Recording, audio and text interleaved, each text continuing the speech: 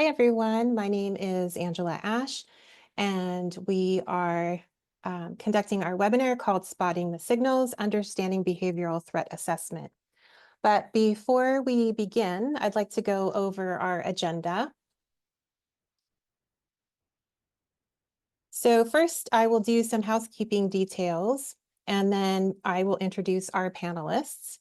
After that, we will have a panel discussion, and that will be followed up by Q&A.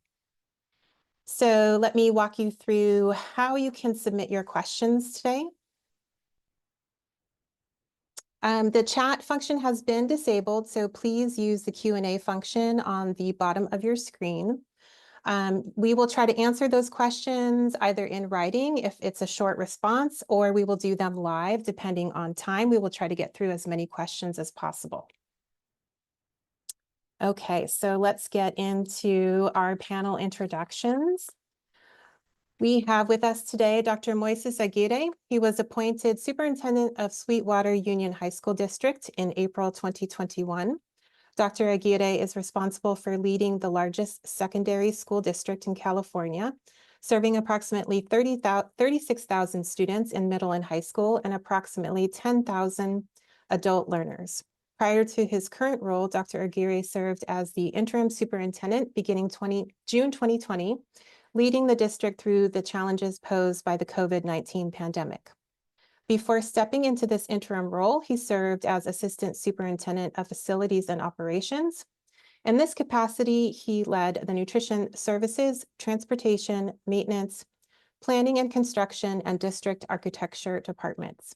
Gaining recognition for his commitment to excellence, welcome Dr. Aguirre. Next, we have Dr. Adrian Arancibia. He is board president of Sweetwater Union High School District. He is a professor and author, as well as the co-founder of the Taco Shop Poets and the editor of the Taco Shop Poets Anthology. Dr. Arancibia is the author of 3 collections of poetry. He teaches English, creative writing, and Chicano studies at Miramar College. Welcome, Dr. Arancibia. John Tchaikovsky is Director of Safety and Security for Sweetwater Union High School District. John is a member of the San Diego County Joint School Threat Assessment Team and a co-founder of the San Diego County Threat Assessment Protocol. He serves as an education sector chief for FBI's InfraGard and is a member of the Association of Threat Assessment Professionals. He was recognized as Administrator of the Year by both Sweetwater and the Association of California School Administrators for his work developing and leading the district's comprehensive school safety initiatives. John is also the author of several briefs in CSBA's Safe Schools Toolkit. Please welcome John Tchaikovsky. And lastly, we have Special Agent Lauritz Ostenson with Homeland Security Investigations, and he is a task force officer to the San Diego Joint Terrorism Task Force, where he manages several education sector-focused programs. Special Agent Ostenson has conducted behavioral threat assessments and management work for the majority of his 20-year career with HSI and the United States Marshals Service and the U.S. Department of State's Diplomatic Security Service. Special Agent Ostenson is a member of several multidisciplinary behavioral threat assessment and management teams, including the San Diego County School Threat Assessment Team. Special Agent Ostenson is an Association of Threat Assessment Professionals Certified Threat Manager and a Department of Homeland Security National Threat Evaluation and Reporting Office Certified Master Trainer. Welcome, Special Agent Ostenson. All right, so let's get into our panel discussion today. So for school board members, understanding behavioral threat assessment is crucial to enhancing school safety and preventing violence. Behavioral threat assessment is a proactive, evidence-based process that involves identifying, assessing, and managing threats before they result in violence. Lauritz, when people hear the term behavioral threat assessment, they may not connect it with students or staff. What is behavioral threat assessment, and why is it important for school safety? First of all, thank you for having me as part of the panel. It's a real honor, and welcome everyone. So behavioral threat assessment and management is really best described as the art and science of using behavioral indicators to identify early signs of targeted violence and then to prevent that violence from happening. And it's important to mention, I'm going to use the term behavioral threat assessment and management because those two aspects have to coexist. You can't just assess a problem and not manage it. It could be kind of like, identifying that you have a leak in your plumbing, but not doing anything about it. So behavioral threat assessment and management is an ongoing process wherein observed behaviors are looked at for indicators of the intent to act violently. Their potential ways of managing those behaviors are identified and implemented, and then the whole situation is assessed on an ongoing basis to see whether what we're doing is actually working. Now, a threat assessment is different from other type of more static assessments, such as a psych assessment, which that's going to consist of specific testing and interviews, and the results are measured against established diagnostic standards. And that's designed to assess for the existence of a specific condition within a person. And based on those tests, with some variation, the person either meets the criteria or they don't. Now, although a threat assessment might include a psych assessment, for example, to figure out whether somebody may have a mental health condition that might be a significant driver in their behaviors. A behavioral threat assessment is designed to examine all of the available information to include both the documented reporting and anecdotal information to come up with the most complete and accurate picture of a person. And then, of course, to figure out whether that person may have the intent to act violently. But there aren't any diagnostic standards for what is concerning or threatening. So a lot of this is more art than science. A key word here is behavioral. It's really important to view this through the lens of how a person is behaving within the context of a specific situation and the existing factors within that person's life. So it's really important to note that some people who make threats actually do pose a threat, but a lot of people who pose a threat never make threats. In fact, the majority of them don't. Most people who actually intend on acting violently don't actually directly articulate their intent, but they do show it through their behavior. So that's why we look at behavior specifically, and we want to look at it within the specific context. So, for example, something that may be concerning in one person may not be concerning in another. So what we're doing is using the behavioral threat assessment and management process, which is it's a legally defensible framework within which we can observe these behaviors and identify whether they actually intend or indicate an intent to be violent. Now, this is important in any community because multiple studies have shown that the vast majority, in fact, almost all acts of targeted violence are preceded by observable behavioral patterns that indicate both the intent of the attacker and often the methodology. So we have to look at what somebody is doing and try to figure out what they might do. This is particularly important in schools for a couple of reasons. First, it's important to understand that threats and acts of targeted violence come from a combination of unmet needs, a lack of organic resilience to deal with stress and trauma, and a disconnection from other people that can provide support while they're navigating, the challenges that life throws at us. And this can lead to the formation of a grievance against a situation, a system, an institution, like a school or even individuals. And if that's left unaddressed, then it can eventually be seen as solvable only through violence by the person that's experiencing them. Now, schools, both K through 12 and to some extent higher education institutions, are attended by young people that are at a time in their life when they're learning, their body is learning to navigate these type of challenges. Their brains are still developing. And very often they're experiencing challenges and stress and trauma. And so the existence of an established process that's based on validated research and accepted best practices is absolutely essential to the ability to determine the difference between whether a concerning behavior might be a momentary frustration, sort of off-gassing, kids just saying stuff because they're angry or frustrated or whatever, or whether they indicate an actual, violent grievance and an intent to act violently. Additionally, in the school environment, especially K through 12 schools, the education environment provides a milieu in which students can be observed by adults in a lot of different situations, academic and social, at a much higher level than any other community.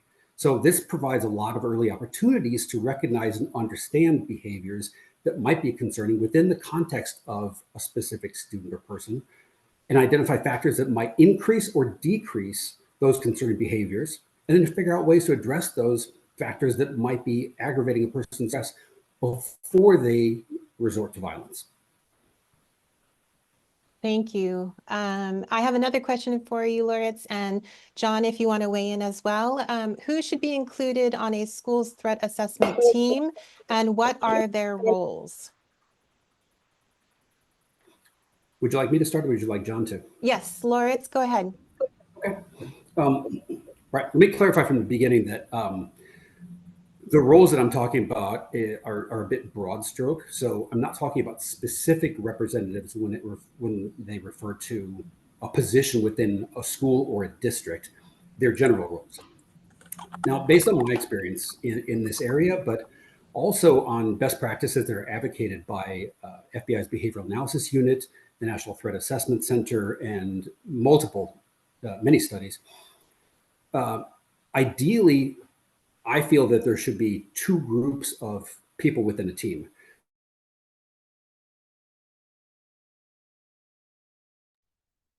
Oh, I think we just lost you, Loritz. John, do you want to continue? Sure. And Well, hopefully Loritz can get back his audio. yeah, it seemed like there was some low network bandwidth indicator I was getting, but so I think Loritz was starting to talk about a broader brush um, answer. So I'll try to do the opposite and go more specific, like how a school and district composition could look. So again, this is prefaced by this is going to vary by the size of the district and the staffing of the schools. So at the talking two different types of teams, the site team and then the district supporting structures could look, for example, like the principal of the school is the overall responsible, but he or she may delegate it out to the AP, to actually the assistant principal, to be the threat assessment case manager. And then if the school has a school psychologist, they're really instrumental because they can share both special ed and mental health perspectives and add those to the team.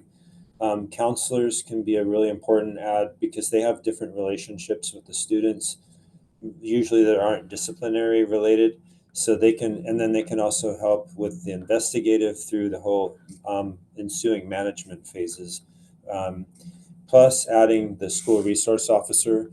If a school district has school resource officers, then they're very fortunate for when it comes to a threat assessment because they can really cover a scope of things that happen through local law enforcement support, which could really begin with preliminary discussions with the school at AP just to determine if a threat assessment is even appropriate, all the way through investigation and all those law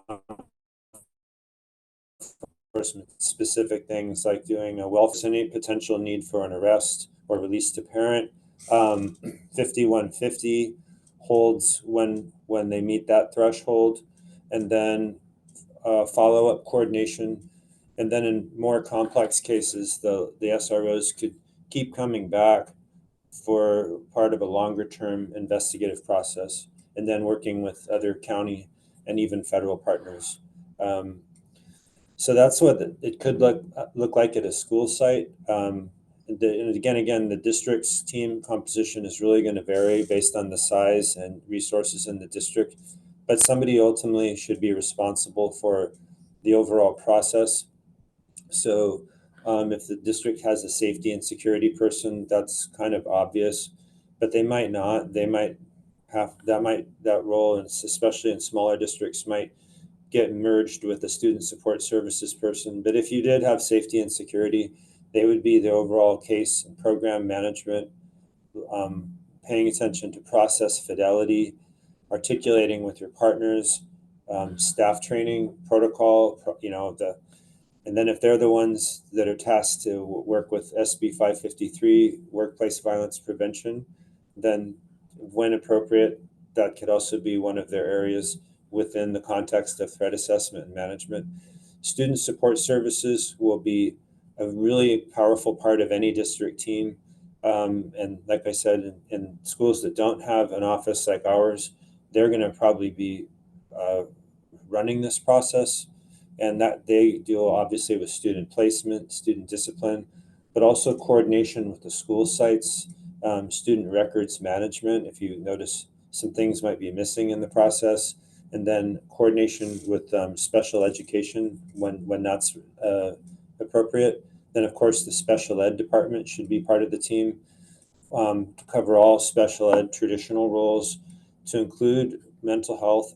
I think some districts have their own, like a mental health division or department, but if you didn't, then that could be addressed mostly through special ed. And then if your district has a legal department or a firm that you work with, they could be consulted for cases with a higher level of risk, parents seeking legal representation, and things that are getting to be more at a higher threat potential.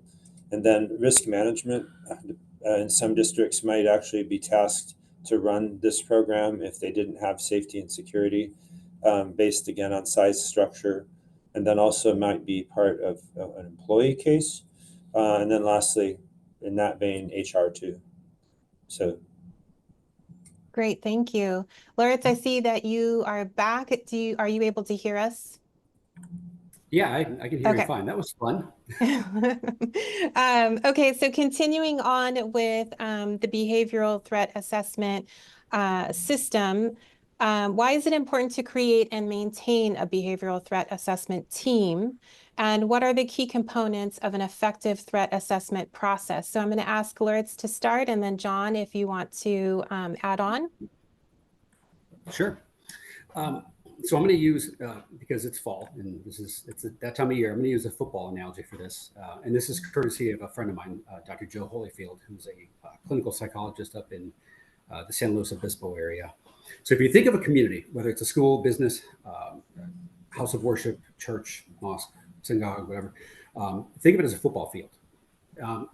Now, traditionally, we focus a lot of our, both in law enforcement specifically, but also as as society, as a culture, we tend to focus the majority of our school safety efforts and our training and our funding on appropriate response to an active assailant on the community grounds.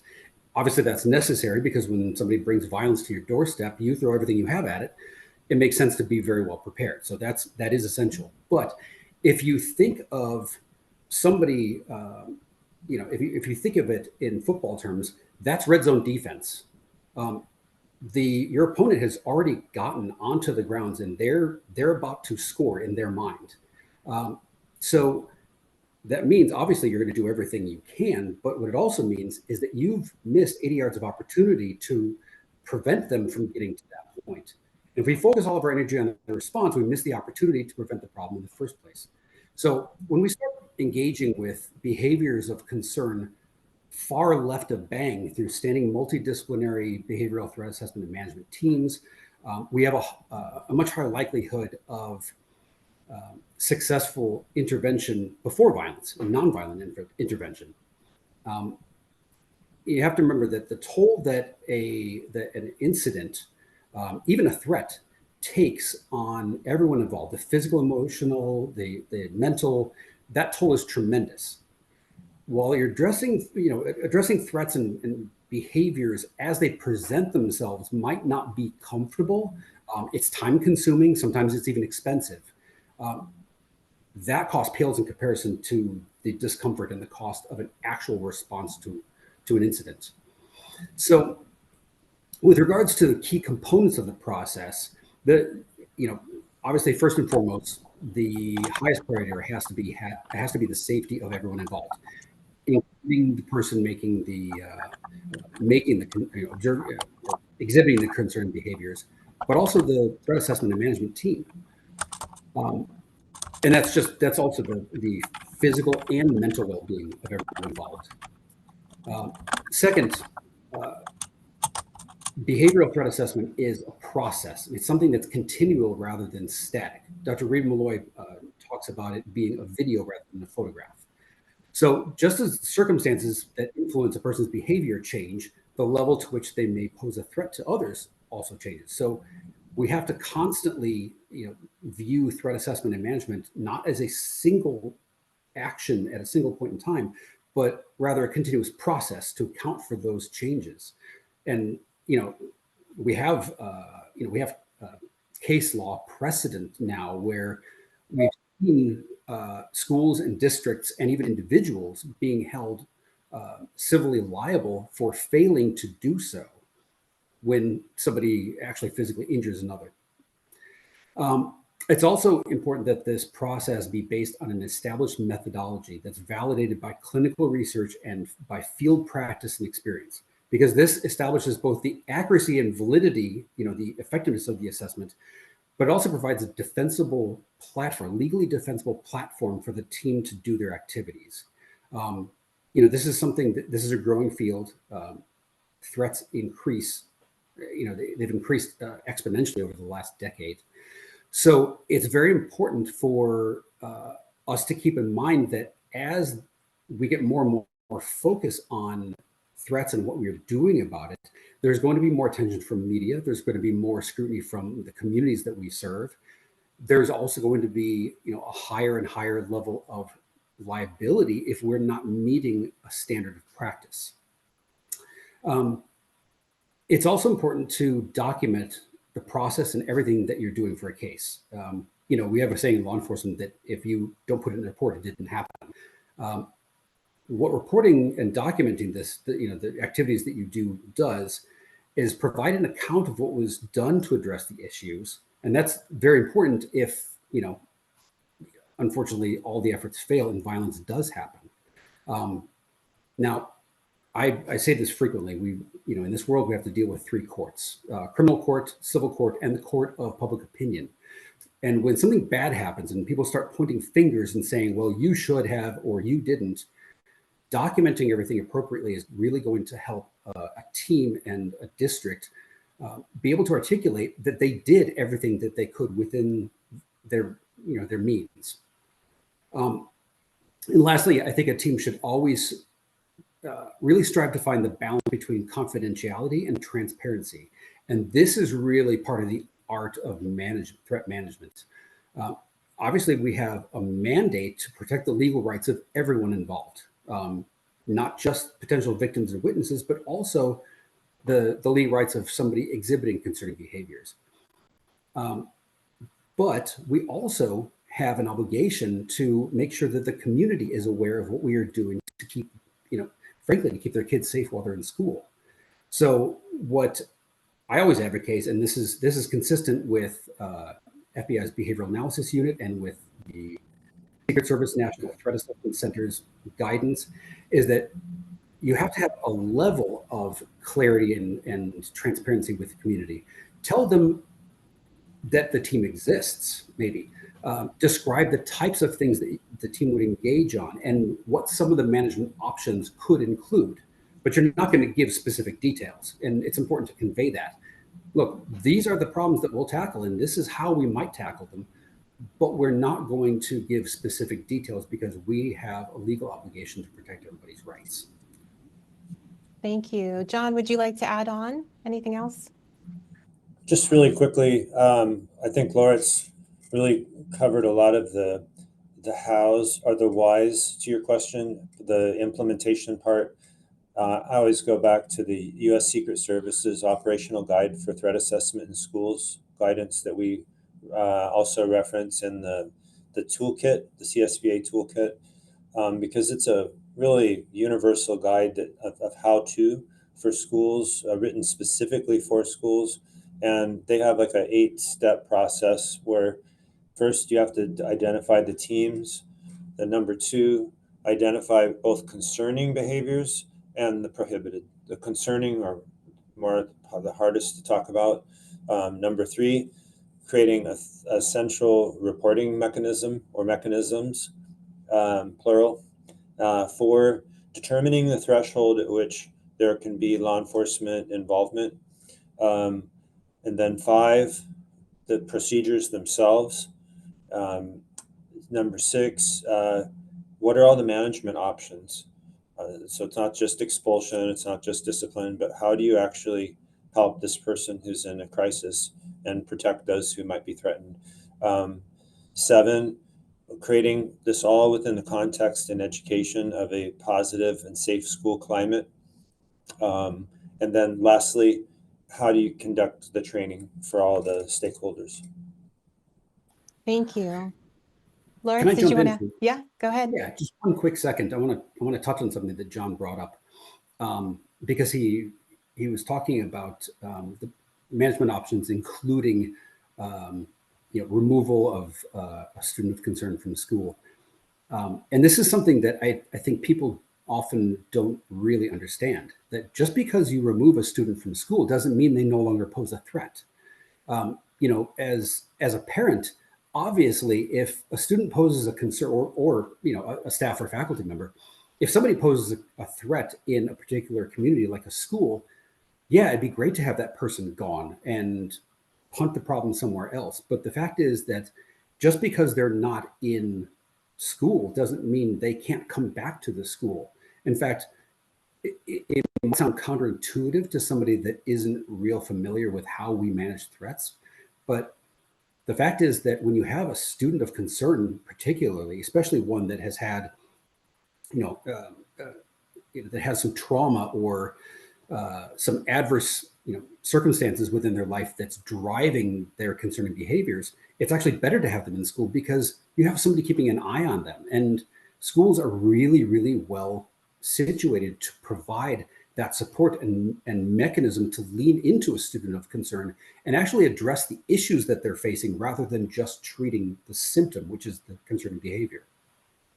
Thank you for that clarification.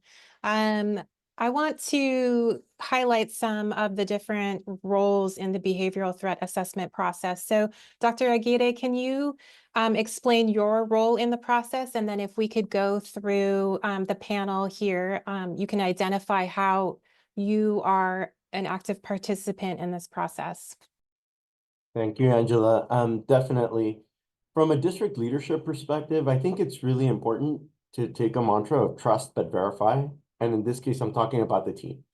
A lot of times, I think we're all very busy in schools and we conduct investigations. And that's where it's really important to have a district level team to kind of make sure we're checking the work that everybody's doing and asking those deeper level questions.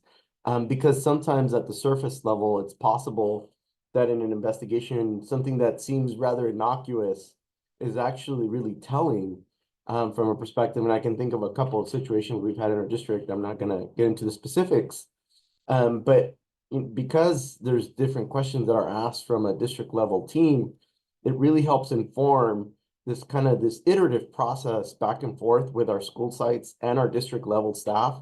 Because at the district level, we do have resources like Loritz and some of the county, state, and federal agencies from a public safety perspective that provide us with support and guidance. And there's additional tools that we don't have at the school site level. If we need to, for example, look into a virtual threat, that's been happening a lot recently, we may be able to, at the school level, we don't have an ability to track back IP addresses or things like that. So the ability to partner and with other agencies in public safety that have these resources, these tools, and these mechanisms to aid and support our work, I think is critical. And so, when John and the team briefs me, I think it's really important to do a couple of things. So one is making sure we're checking what are the assumptions that we're making. What are the things that we're taking for granted that maybe we want to check so that then as John and the team goes back and works with our public safety partners or with our school colleagues, that there's that back and forth robust discussion. Obviously, the challenge is not always having the luxury of time. And time is our greatest enemy and it's our greatest friend at the same time. It cuts both ways. And so for me, really the ability to be as insightful, as deliberative as possible, and dependent on the particular threat that's evident that we're working with. We may or may not have the luxury to give ourselves time to really dig deeper in other ways. And sometimes we just have to respond, but being able to, by having these partnerships with our local public safety agencies, it really gives us tools to look at this from a holistic perspective so that we can do the school site work that we do. And as Loritz mentioned, we have very rich observational data points. We have the ability to see how kids are behaving in an academic setting and social settings, and then to be able to have some of these other resources that are not readily available to school personnel, I think is incredibly helpful. So from a district leadership perspective, that trust but verify, ask those deeper probing questions to make sure that we haven't left any stone unturned. Thank you. John, do you want to go next? Sure. So as the Director of Safety and Security for the district, I'm responsible for really shaping the overall internal threat assessment and management systems, but then also how we interact with our extended network of partners, as Dr. Geary was addressing. So over the last 12 years, I've helped shape the kind of a global comprehensive safety framework, like not just targeted violence, but the whole thing of fires, tsunamis, natural disaster, and then all the other elements.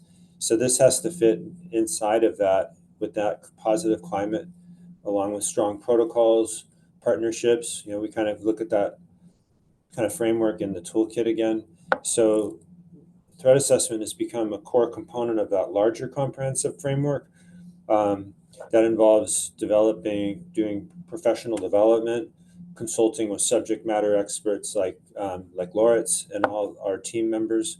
A significant part of the work for a school district is establishing information flow processes, including like proper notifications, decision approval authorities at the site and at the district by department. Basically creating a process where there's some degree of network decision making. And we'll probably say it a million times throughout the today is doing all this in a really collaborative, cooperative atmosphere. The district, we are always advising schools to help them use the appropriate resources to investigate and assess. We meet on a bi-weekly basis with a collaborative team with student support services, special ed, to constantly keep reviewing cases, not just as a one-time, but especially the ones that need further eyes on. And then, lastly, again, working with all the partners from the local law enforcement, who are always the very first that we work with, then to the more extended partnerships for those cases that really need more support. Thank you. Dr. Adam Sabia, do you want to go next? Sure. I know for us as board members, it's really, following the lead of the superintendent and John, for example, and just being very aware and understanding that though we may have an outcry from the community, we have to believe in the processes that we've developed to be able to make sure that everyone is protected and safe on our campus, that the ongoing training that we have is capable of resolving any of the issues that have occurred. And we've been actually very, very fortunate because when there have been incidents, we've been lucky enough to have the leadership of John and Moises to be able to make sure that we're following a specific protocol. Everyone understands what the steps are. And while we may get flooded with calls, both at the level as board members or from the media, we're steadfast in the way that we're processing the information as we go through, the way that we're disseminating the information as we go through, and maintaining confidence in the process, because I think this is something that's it's with social media, it does become something that is literally, it's almost like catching fire, and it just kind of explodes out of control. And I think the more consistent the messaging is, the leadership that we have was really insistent on that, and that's actually reduced the tensions and the friction that we have at the level of board members, receiving phone calls from the community. And because the responsiveness is there, we understand what the protocols are, and we're relying on the leadership to be able to do that. Thank you. And Loretz, can you share your position in the process? What is your role? Yeah. So, I've been doing threat assessment management for most of my career in one form or another. I consider myself a threat management professional by trade, regardless of, which agency I'm representing. Now, it's important to point out that, John touched on this, and it's really important to remember that the law enforcement aspect of the school or district-based threat assessment and management team is going to be the local, the municipal or university, the school police department. It's our local partners. They're the leads because they're the ones that have the mandate of protecting that specific community. The role of the federal government is a little bit different. In cases like this, we really exist as a support mechanism for our local partners. We bring in a tremendous amount of resources, strategic level knowledge and communication ability.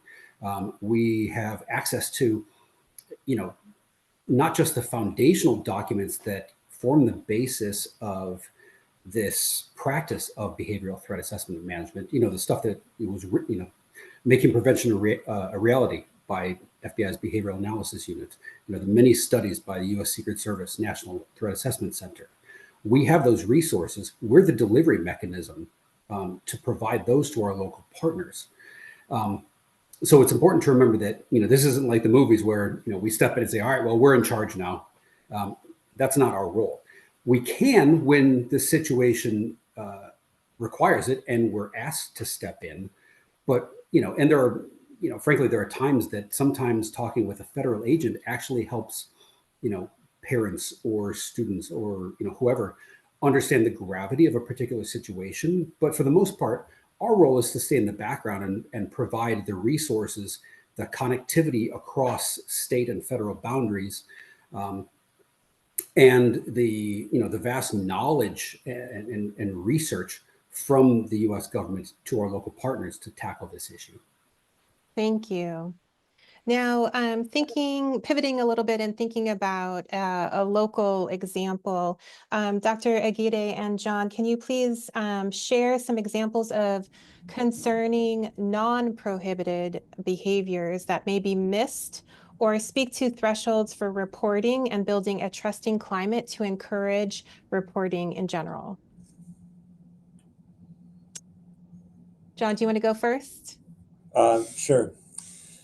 So, yeah, I'd like to highlight the really important assumption behind this question, that there can be a difference between people who make a threat versus those who actually pose a threat. So there's this common phenomenon of the foregrounded cases that have high visibility, both at a site and the community, that may be actually hoaxes, or ultimately very low or insignificant levels of risk once they're sussed out, but they can still raise high levels of concern, as Dr. Arancibia alluded to.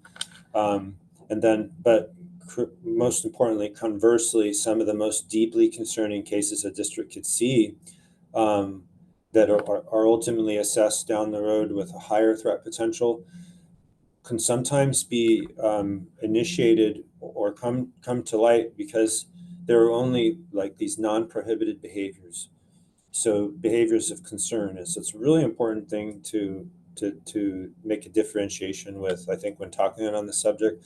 So I don't know, the educator in me thinks of like little icons right now. So you have like three major categories that come to mind of non-prohibited behaviors in a school setting. So community communication. If you imagine like a little speaking symbol, like a brain thing, like somebody walking or something. And so like communication behaviors that aren't prohibited, but is this idea of leakage in adolescence. Adults are much more able to conceal their plans, especially if they actually are that rare person who is going to be on a pathway of targeted violence. So that the adolescents, your youth, are much more likely to have some sort of inadvertent, might even be subconscious communication of this. So that's really good for us. It's an advantage. So by paying attention to expressive output and drawings of things that might indicate anger, that steering conversations towards inappropriate violence topics, like with frequency. Then in the ideation category, again, expression of like really intense anger or grievances, as Laurette's previously referred to, or worse, like a sense of moral outrage, obvious identification with Hitler, Nazi terror, extremist beliefs. Sometimes those can be almost racially or culturally incongruent with the student. And lastly, the evidence of preparation could just be like inappropriate interests in weapons, military, police, where they're high level of knowledge, and where there's extreme knowledge of specific things that might not be prohibited to look up on the internet, but you really see that it's unusual. Schools are not likely going to be expert in those, so it's good to just front load them that there's this whole field out there of the ways that the people who are really overly fascinated with things might be talking about it. Like, for example, well, I don't want to give specific examples here, but I think those are the broad categories. And if I may, just to add to what John said, I think we have a high level approach to this question. We have frameworks like MTSS, the multi-tiered systems of support, where we can kind of gradually and progressively identify supports that our students need. So I think it's really important for all of our staff to be very familiar with our MTSS frameworks. And then on the ground, I think at the end of the day, one of our best resources anywhere is our teachers and our staff, our cafeteria workers, our bus drivers. They're the ones who know how our students behave day in and day out. They know, if Johnny is having some issues at home, maybe needs an extra meal. They know things and see things because, as Loritz mentioned, at schools, we see children every day. We see our students every day, and we understand who our students are. And that's why it's critically important that all of our staff, again, our teaching staff as well as our support staff, develop these strong relationships with our students, that they know their students, they care for students. That's, I think, very important. So when something does go off, let's say, hypothetically speaking, there's a test and maybe a kid writes a weird message on the test or draws something that's just out of kilter, out of balance, really, I think that is our kind of our first and probably our best line of defense is for our staff to say, oh, that's a little off, and kind of make sure that then they have conversations with those of us who are here to support, and not just write it off as like, oh, that's nothing, because you never know what could be a tell. And so just the ability, oh, that's off. That's not really something that's ordinary, and it's just a little bit off. So the ability to then have deeper conversations, I think that's really important. So just again, the high level approaches and frameworks that we have with on the kind of the day-to-day staff who really interacts and has those deeper interactions with our students, and how do you find that right balance to make sure we're providing those layers of support and resiliency to our students and our staff. And maybe you can both speak to this a little bit more, but building a culture of trust for reporting anything that's off. Can you expand a little bit more on that, Dr. Aguirre and John as well, on how you build that system so that people feel comfortable reporting something, even if they think it's not a big deal, like you've said before, that could be a big deal. So how do you go about that? Yeah, so the most immediate kind of example I can think of is we had a rash of virtual threats that came through. And I think it takes a certain degree of trust for the other students who may be either hearing something in the hallways or, out in kind of the PE fields, or they see something on one of the myriad of social media platforms, and then to be able to report it. And that trust is gained, I think, through different ways. One of which is, again, what I mentioned is this relational aspect where they trust the adult. They have a trusted adult on the campus. And so then, hey, I heard, Susie made this comment, and I don't know if it was a joke or not, but I'm bringing it to you because I trust that you will look into it more deeply. So that's one. And then the other one is being able to have some type of anonymous reporting tool or mechanism. In our district, we use the P3 tips. So either one of those, so, you hear something after hours or see something on, again, one of those many social media platforms, just the ability to trust that there's going to be a report that's submitted. And sometimes it comes to us as school administrators, sometimes it goes directly to our partners in public safety.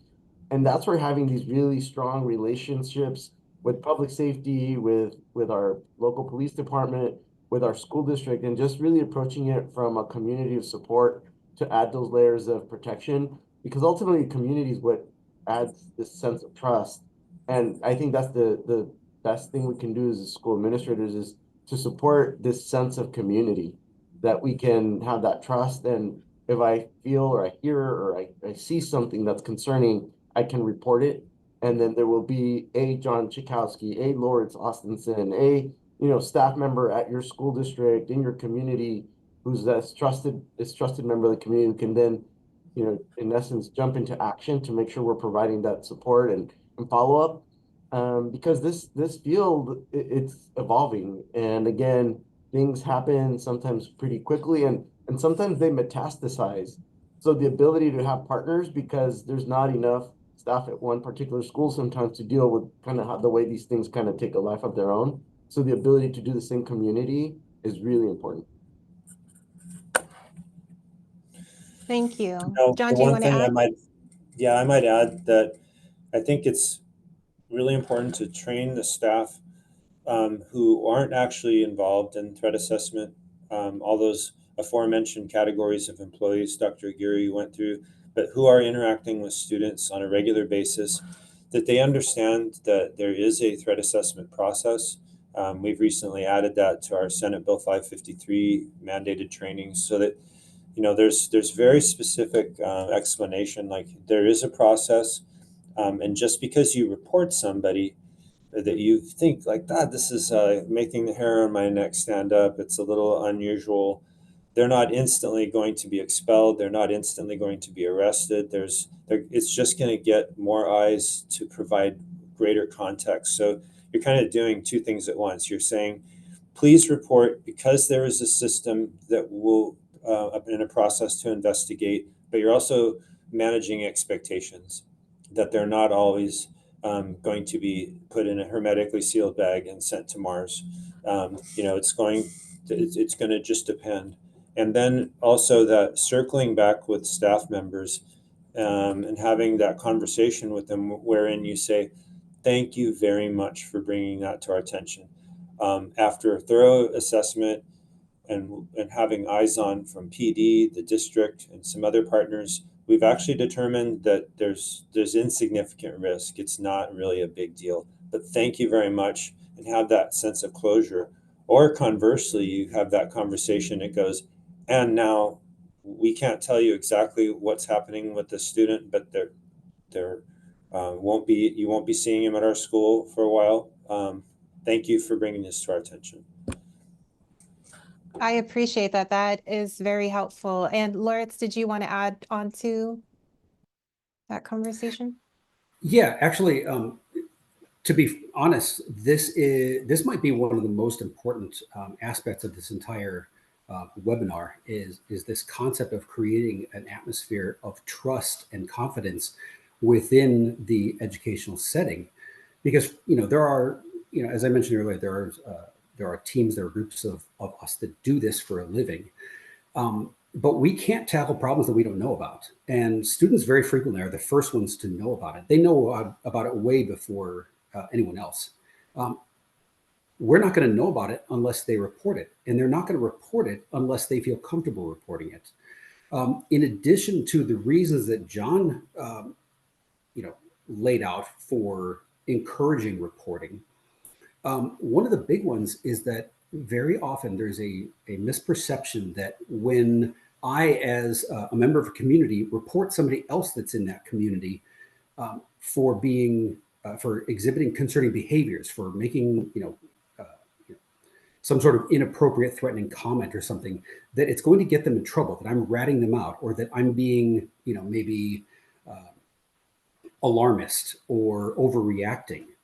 The fact is that when we report behaviors of concerns, what it does is it starts the process wherein people like us that do this professionally can actually go in and look at what's going on with the person of concern and figure out why they're doing it and start to address those issues. And it becomes a mechanism for them to actually get the supports, the interventions, whatever it is that they need, whether it's food insecurity, whether it's maybe stress over a divorce, or bullying, or racially based targeting in their neighborhood, the whole gamut of stressful things that children and adolescents have to deal with. This can become a mechanism for addressing those issues. It's not just a way, and I'm saying this as a law enforcement officer, this isn't something that we're looking to do because we want to put handcuffs on kids. It's something that we want kids to report because we want to actually address the problem that is causing this behavior, rather than just punish and deal with the concerning behavior itself. I will say that as a federal agent, I have yet to put somebody in a hermetically sealed bag and send them to Mars. I've never done that before. Didn't even know that was an option, but I appreciate it. But frankly, as a cop, when I go and talk to a student of concern, I'm not looking to make a case. I'm not looking to put handcuffs on them. I'm looking to find out what's going on with them that is driving why they're acting this way. And once I know that, then that's where the multidisciplinary team, like we have here in San Diego County at the county level, we start to talk about this stuff and pull in all the resources and direct that student and their family or whoever's taking care of them to the resources that student might need. Thank you. And so we've kind of discussed already, the threats and the warning signs. I think we've gotten some good examples from John when, we've talked about non-prohibited behaviors or things like that. So John, can you clarify a little bit more, maybe just to put a finer point on it, the difference between profiling and behavioral threat assessment? I know Laura started discussing that. So if there's anything else with, warning signs and the difference between profiling and behavioral threat assessment that we want to cover for the audience, you can add to that. Yeah, profiling is really a four-letter word in behavioral threat assessment. It's a bad thing. And so the idea here is looking at threat potential versus typical negative child-adolescent behaviors is what we're talking about. And so expanding on the previous behaviors of concern discussion, I think it's important to consider the developmental level of the child, any potential disability, and then overall cultural context. So when you're looking at inappropriate interests with kids, it's normal for students to want to learn about guns, or we're surrounded by violence in media. So it shouldn't be a surprise when somebody takes an interest in guns or any other weapons.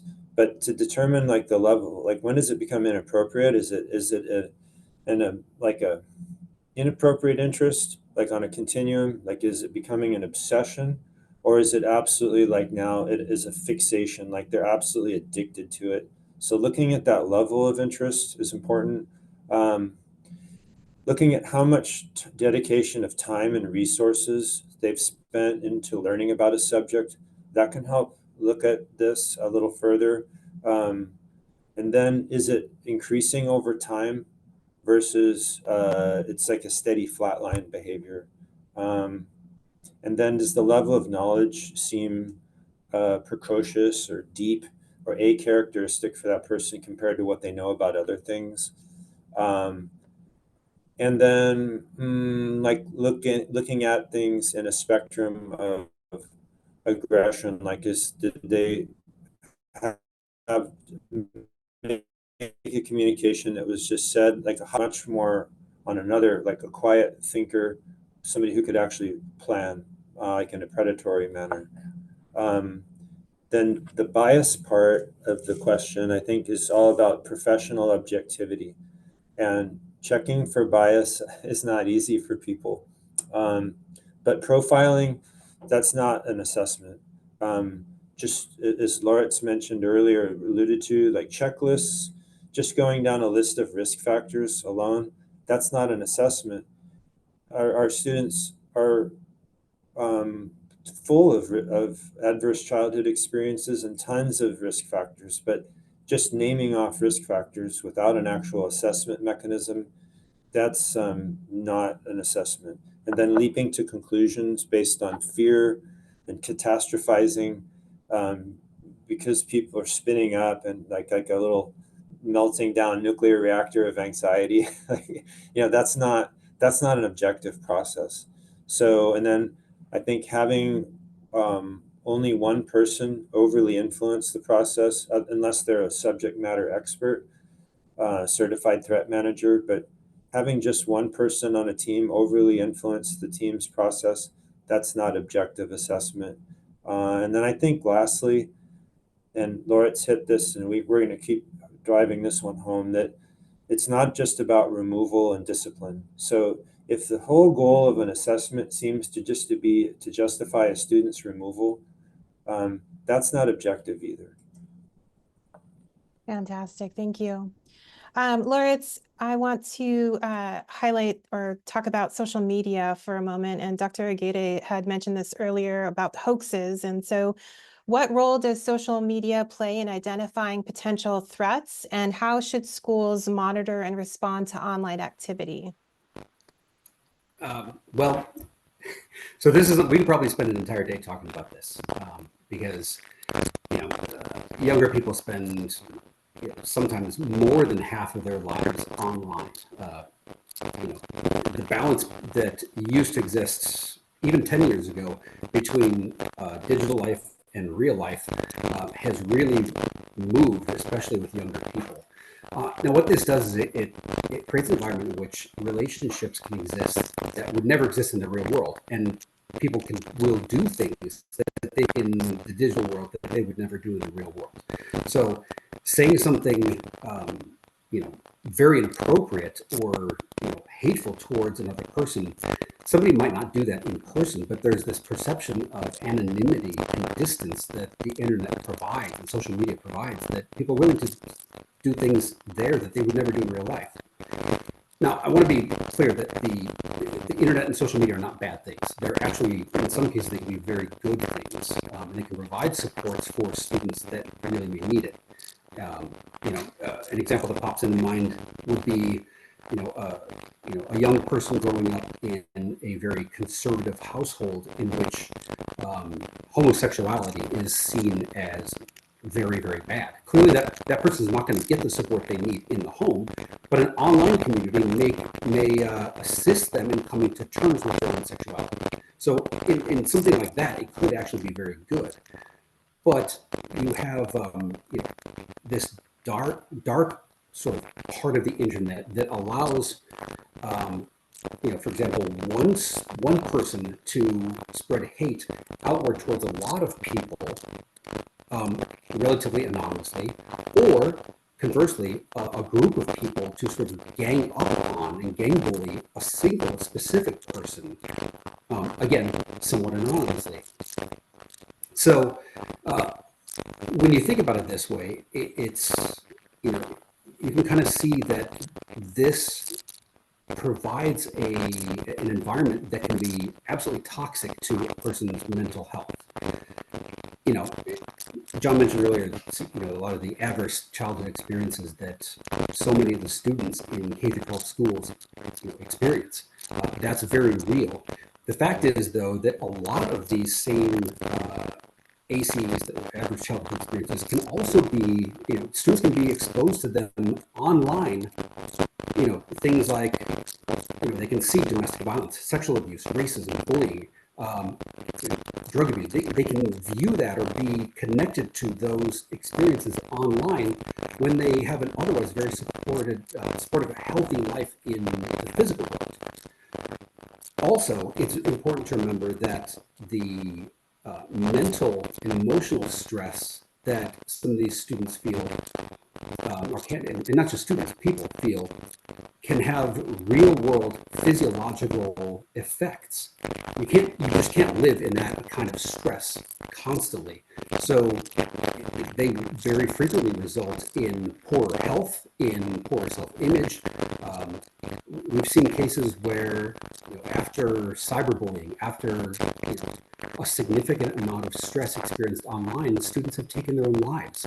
That's a very real thing. It's a very real physiological problem, resulted from something that happens in the digital world. Now, the role of schools is a little bit complicated here. So, especially K through 12 schools, and to somewhat lesser degree, higher ed schools, have a special relationship with students. I'm having an issue with my sound. Let's see. Yeah, we're trying to see if we can. I've had is that any better? It's a crackling noise. I'm sorry. I've noticed that with some other ones too. It may be the internet. Okay. I'll continue on. I can provide this to all of our attendees later on as well. So schools do have, especially K through 12 schools, do have the ability to monitor information that is transmitted on school internet, school Wi-Fi. If you have an internet filtering platform, you can capture that. And there are resources. We have resources at FBI that can assist schools in analyzing that stuff for consumer communications. But it's not the type of thing, we're not going to catch everything. And, frankly, there are constitutional rights at play here. People have the right to communicate. They have a right to privacy to some degree. So we can't just blanket monitor everything that's going on.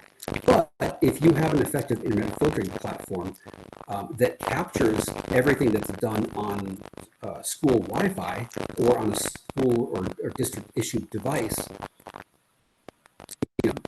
that provides at least a window, and that can be a starting point.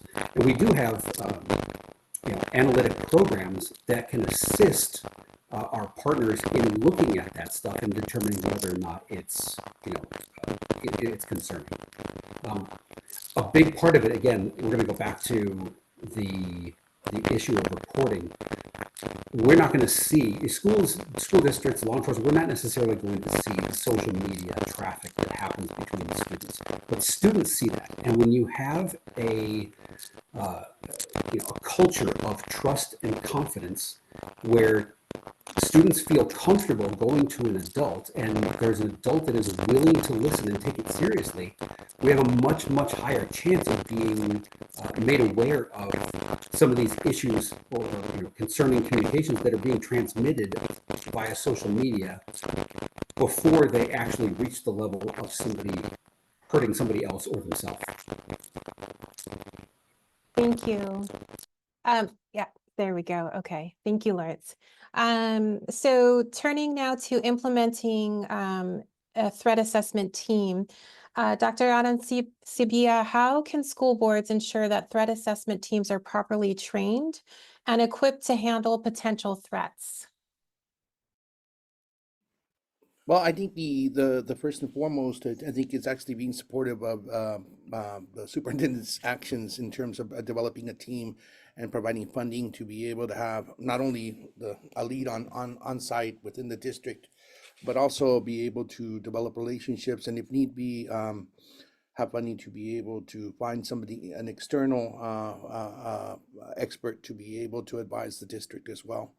I think the important things that have happened while I've been a board member is just seeing that the team has already been trained, either is, biannually or annually, on site, on each site, to be able to have a level of trust with the leadership, either in administration on site and in the district, to respond to the threats that and be able to assess the threats that come onto our campus. And I do want to go back to the P3 program that Dr. Aguirre actually brought up earlier, and John has brought up. I mean, the idea that folks are able to discuss, with their kids, I think is remarkable. Even in today's social media world, it's the parents who actually are communicating with their kids, and are able to, garner their kids' stress level, worries. I'm a father of a 14-year-old and a 17-year-old, so we're very aware that go within our district, go to school in our district, right? We're very aware of what's going on, what my kids are saying, and it's wonderful that we still have parents that do that, because during the course of the past semester, we've actually used that program, and parents have called in and have prevented who knows what. But I think the important thing is that we created a culture of trust within the district, that everyone feels comfortable enough. Hey, this was addressed even before the student even came to school, or this was discussed before anything had happened, and everyone rallies around the student to find them the student support services that they need to be able to, whether it be mental health or whatever it is, social emotional health support.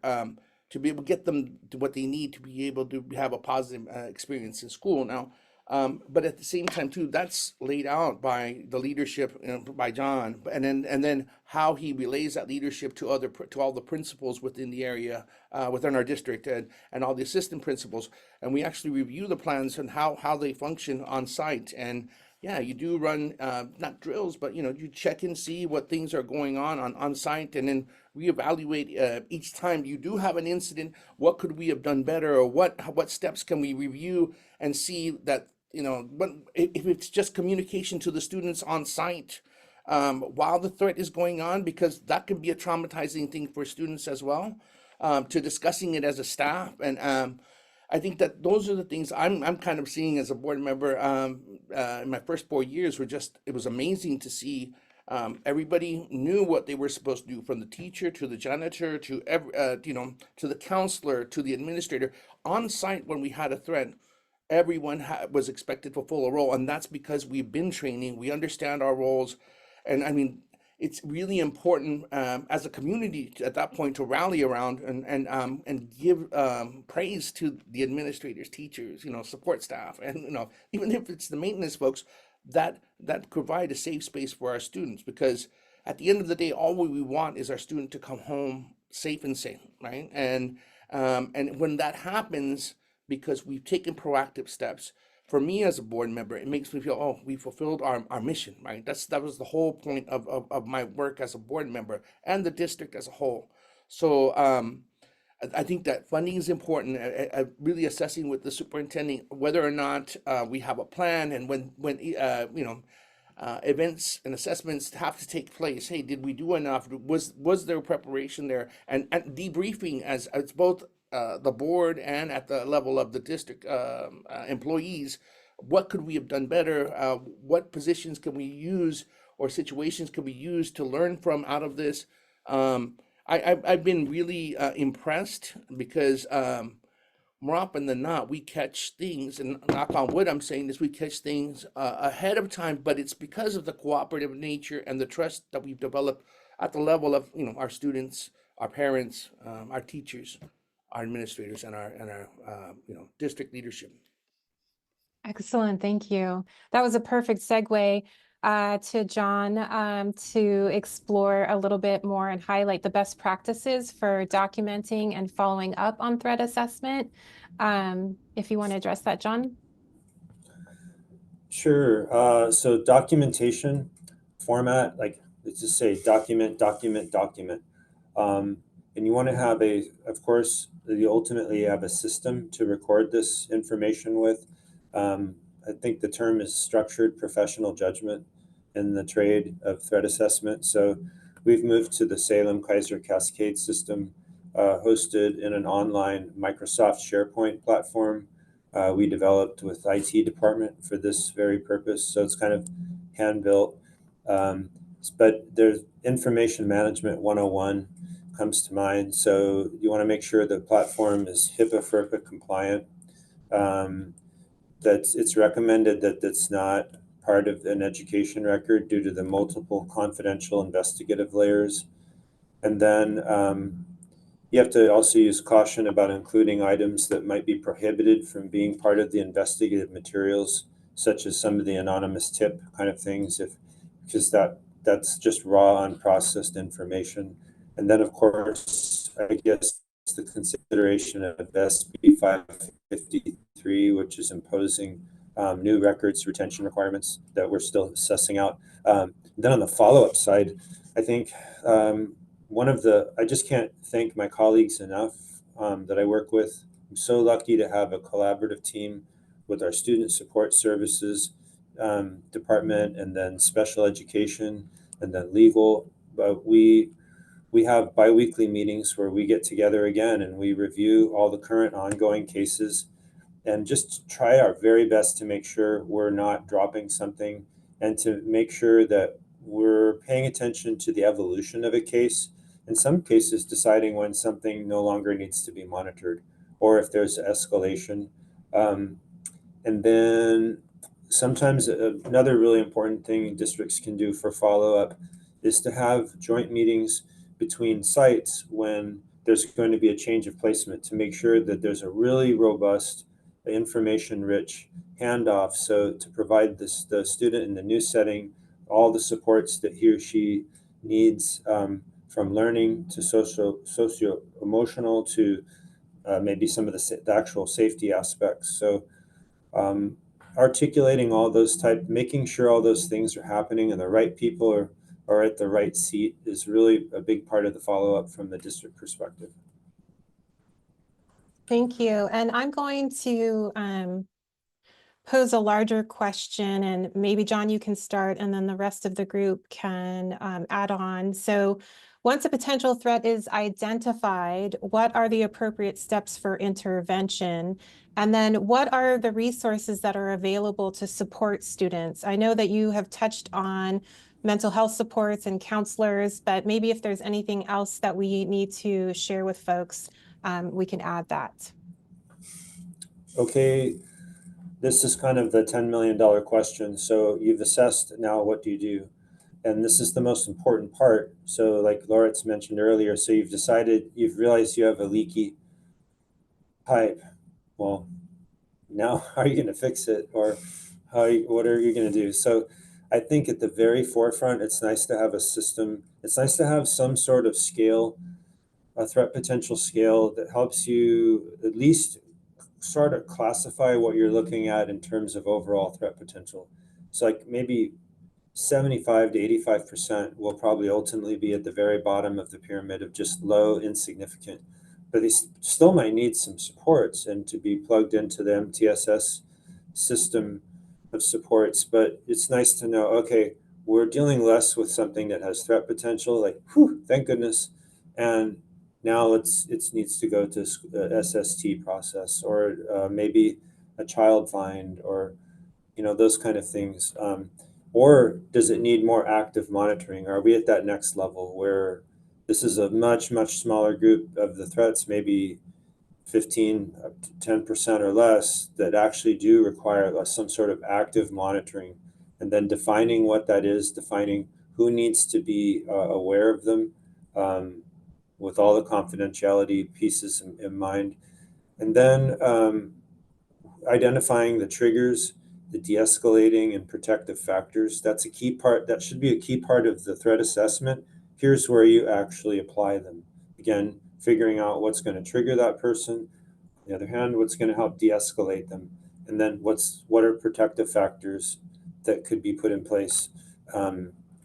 And then, so then the interventions themselves, I mean, that's just right down the list of protecting any targeted people. If there are any, that number one has to happen. And then starting to work in different categories of the student of interest, and then the family, providing supports, educating parents about internet monitoring. I mean, it was brought up in a meeting I was in yesterday how we're dealing with now the first generation of students who are raised by parents who are raised on social media. So it's kind of like, oh, and plus the pandemic. So it's sort of an epiphany. Like, thank you for that. Then giving them ideas like technical tools like internet monitoring and things like Pinwheel, mobile device usage agreements, going to resources like Common Sense Media, and then just providing them. Sometimes you have to have the, hey, here's some a notification about California weapons law. Then all the school-based intervention things for the safety and monitoring, the socio-emotional relations, maybe hooking up somebody with a trusted adult, onto academic extracurricular activities. And I think the rest of those kind of lists, I think we, as an educators, we can all do in our sleep. But the key thing is that we, in the education sector, we have to do what is appropriate for our interventions. So we can't do everything though. And there's things that our extended network of partners, then they have to take on. And in those rare cases, those interventions might actually be court directed.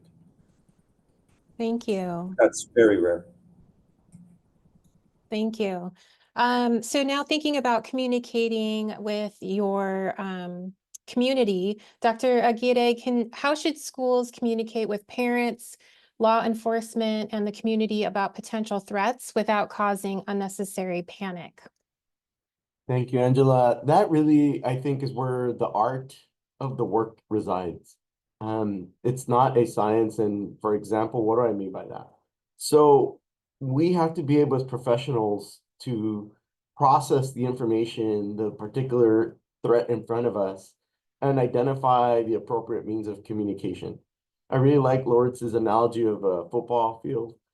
So if you're at the 50-yard line, you have the luxury of being able to, I think, have a little bit more discretion and be discreet because you want to also protect the privacy, but you also want to communicate with your staff or public as appropriate.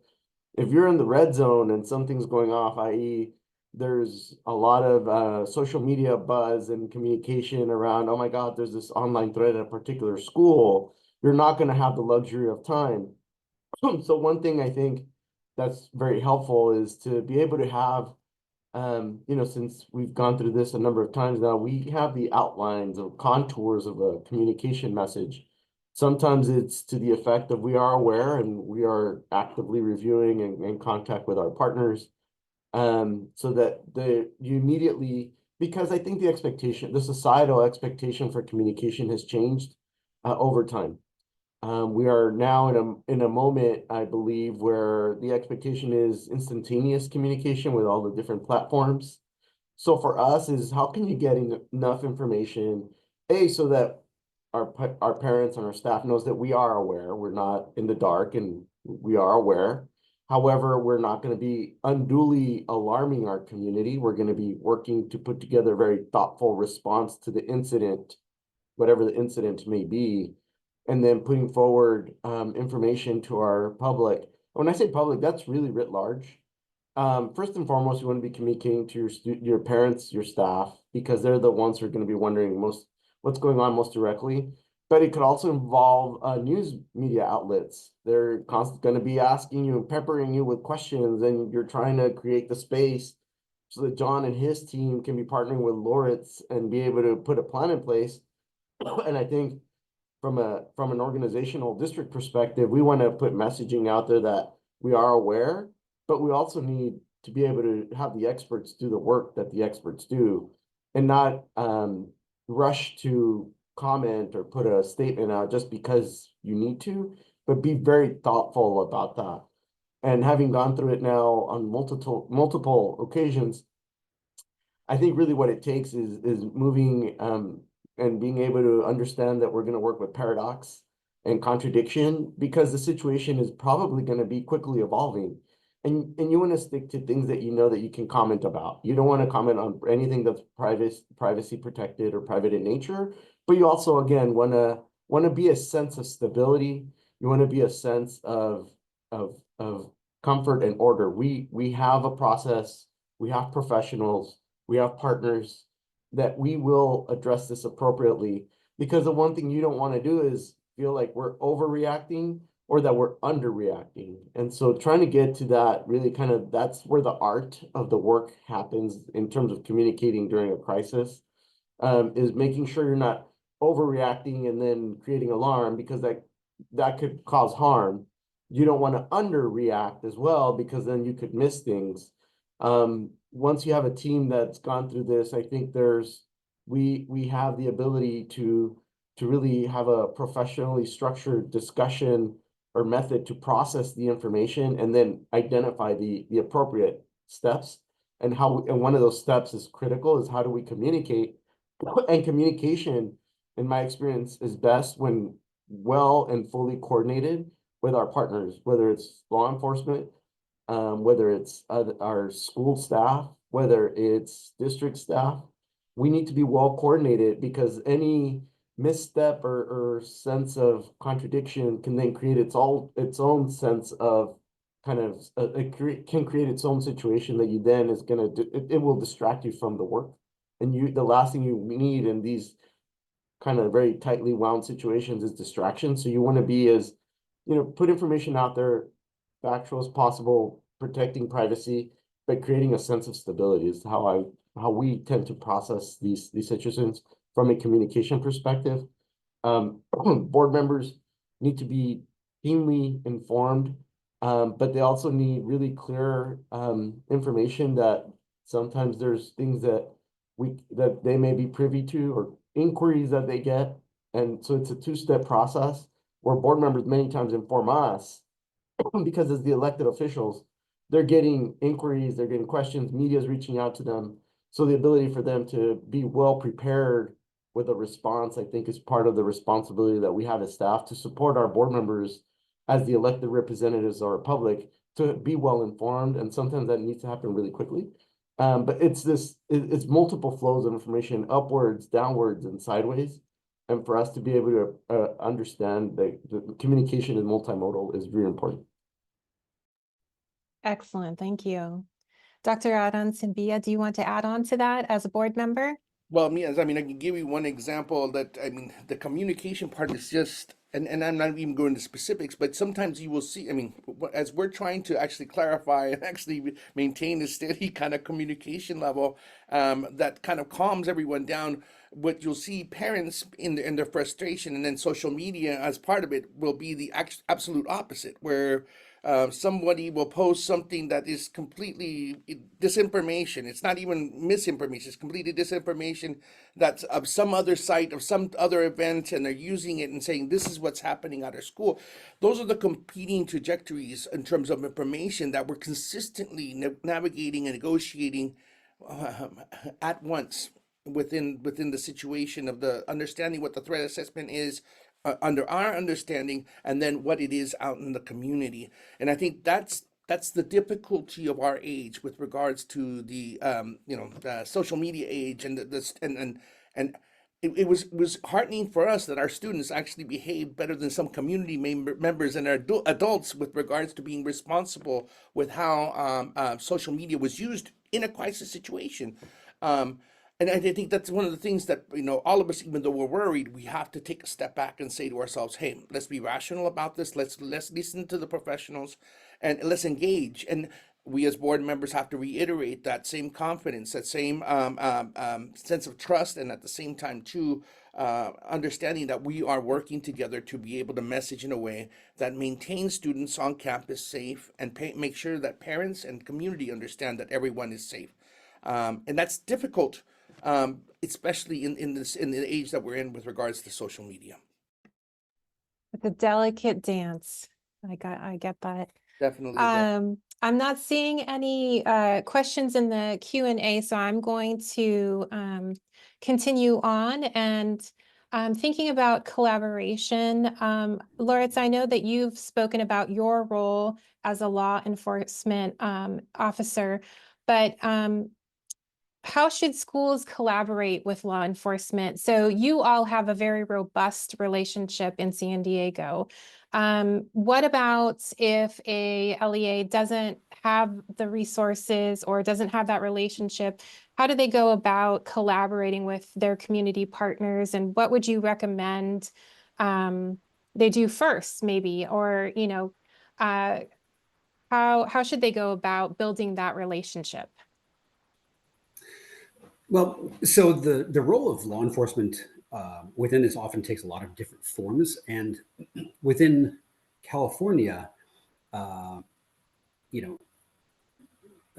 Senate Bill 906 requires law enforcement to be notified of any statements or threat statements, anything that somebody in the educational community sees as a threat. But it doesn't really define what and it says that the law enforcement officer has to conduct a threat assessment, but they don't. 906 doesn't really define what that threat assessment is, and there's a pretty broad range of knowledge and understanding of threat assessment and management from department to department. There are some departments that are really good at this, and others that really aren't.